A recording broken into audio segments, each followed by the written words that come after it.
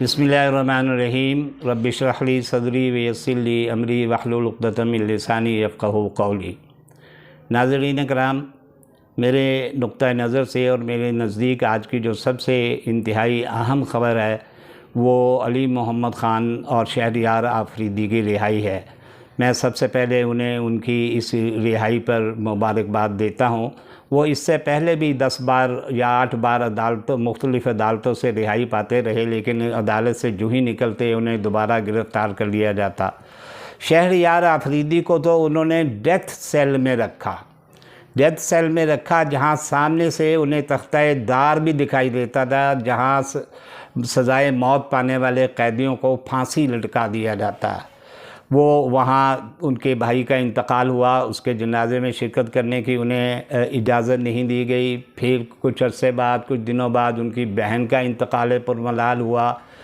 تو اس موقع پر بھی انہیں رہائی نہیں دی گئی، حالانکہ دنیا بھر میں یہ اصول ہے he was a political prisoner, he was not a criminal. وہ کوئی فوجداری مقدمے میں تم نے ڈال دیا تو یہ الگ بات ہے، وگرنہ وہ تو ایک سیاسی قیدی تھے، MNA رہے تھے، وفاقی وزیر رہے تھے۔ شہریار آفریدی کو آپ نے پکڑا، پھر آپ نے ادھر سے علی محمد خان کو پکڑا، 8 مرتبہ عدالتوں نے اسے رہائی دی، اور 8 مرتبہ دوبارہ پکڑ کے آپ نے کوئی نیا پرچہ ڈال کے جو ہے وہ انہیں گرفتار کر لیا۔ اب اپنا شہریار آفریدی اور علی محمد خان کو جو بار بار آپ گرفتار کرتے رہے، تو مجھے بار بار اس گرفتاری پر اکبر الہ آبادی کا ایک شعر یاد آتا رہا، جس نے کہا تھا کہ رقیبوں نے رپٹ لکھوائی ہے جا جا کے تھانے میں، رقیبوں نے رپٹ لکھوائی ہے جا جا کے تھانے میں، کہ اکبر نام لیتا ہے خدا کا اس زمانے میں۔ کیونکہ جب ایک پیشی کے موقع پر شہریار آفریدی عدالت میں آیا تو کسی نے پوچھا کہ کیا آپ اس قید و بند کی صعوبتوں سے گھبرا تو نہیں گئے؟ کیا آپ بھی اپنے کچھ دیگر بعض ساتھیوں کی طرح پریس کانفرنس کر کے خاموشی تو اختیار نہیں کر لیں گے، پارٹی سے اظہار لا تعلقی نہیں کریں گے؟ تو شہریار آفریدی نے بڑی خوبصورت بات کی تھی۔ عدالت میں ہاتھوں میں اس کی ہتھکڑیوں میں جکڑا ہوا وہ شیر نر، وہ بولا، اس نے کہا دیکھیں میں ایک مسلمان ہوں، میرا یہ اللہ ایک ہے، میرا دین اسلام ہے، میرے ہادی رہنما پیشوا اور مقتدی حضور نبی اکرم صلی اللہ علیہ وسلم ہیں، میری ایک پارٹی ہے PTI، اور میرا ایک رہنما ہے، ایک لیڈر ہے، اس کا نام عمران خان ہے۔ لوگوں کا خیال تھا کہ شاید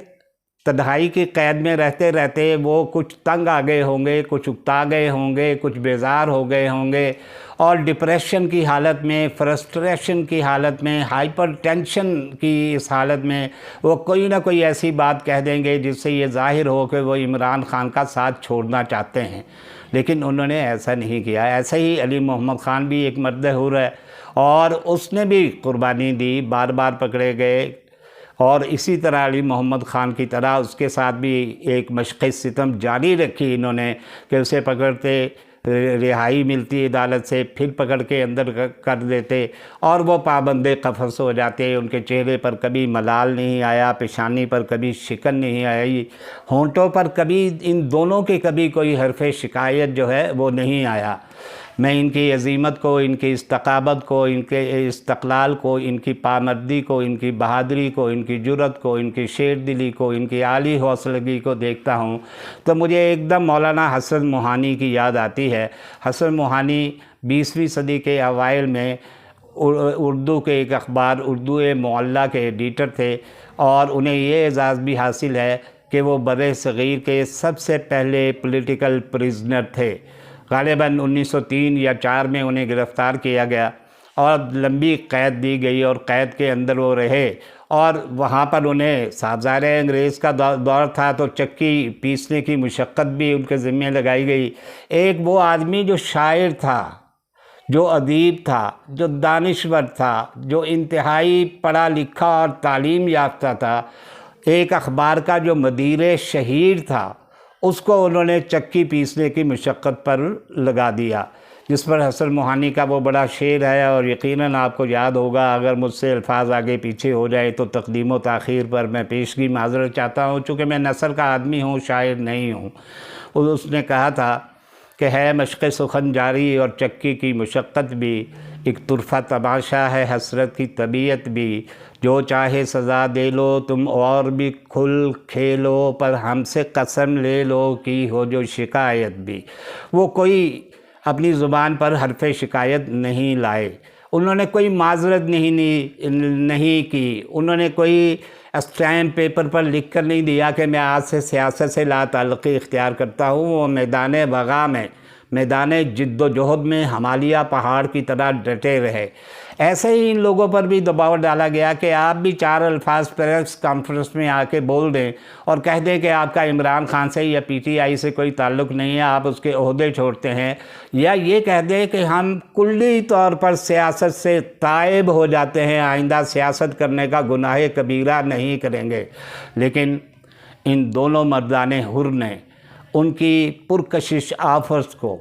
پائے استحقار سے ٹھکرا کر یہ کہا کہ ہم جس قائد کے ساتھ ہیں ہم اسی کے ساتھ رہیں گے اور آخری سانس تک اس کے ساتھ رہیں گے، اس لیے کہ ہم اپنے قائد کو من جانب حق سمجھتے ہیں۔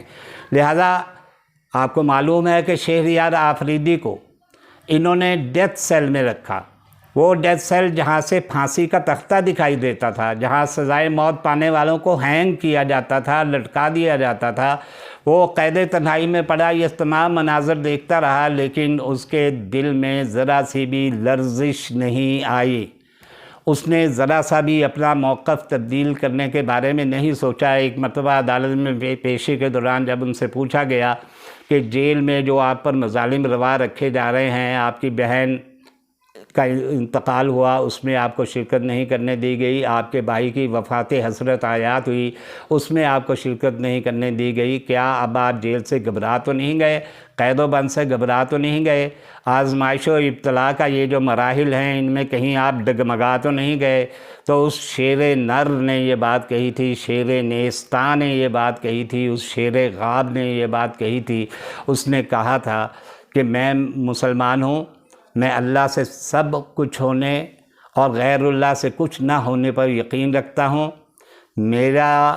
دین اسلام ہے، میرا کلمہ لا الہ الا اللہ محمد رسول اللہ ہے، اور میرے ہادی، میرے پیشوا، میرے رہبر، میرے مقتدی، میرے لیڈر حضرت محمد صلی اللہ علیہ وآلہ وسلم ہے، اور ان ایام میں میں پی ٹی آئی میری جماعت ہے اور اس کا قائد عمران خان میرا لیڈر ہے۔ انہوں نے انتہائی بے باکی اور بے خوفی کے ساتھ اپنی رائے کا اظہار کیا، لہذا عدالت میں وہ ضمانت کے لیے آئے تھے، صاحب ظاہر ہے یہ کلمات انہوں نے کہے تو انہیں کہاں چھوڑنا تھا، لہذا انہیں دوبارہ جیل میں بھیج دیا گیا، ڈیتھ سیل میں پڑے ہوئے ہیں۔ غالب نے کہا تھا کہ قد و گیسو میں قیس و کوہکن کی آزمائش ہے، قد و گیسو میں قیس و کوہکن کی آزمائش ہے، جہاں ہم ہیں وہاں دار و رسن کی آزمائش ہے۔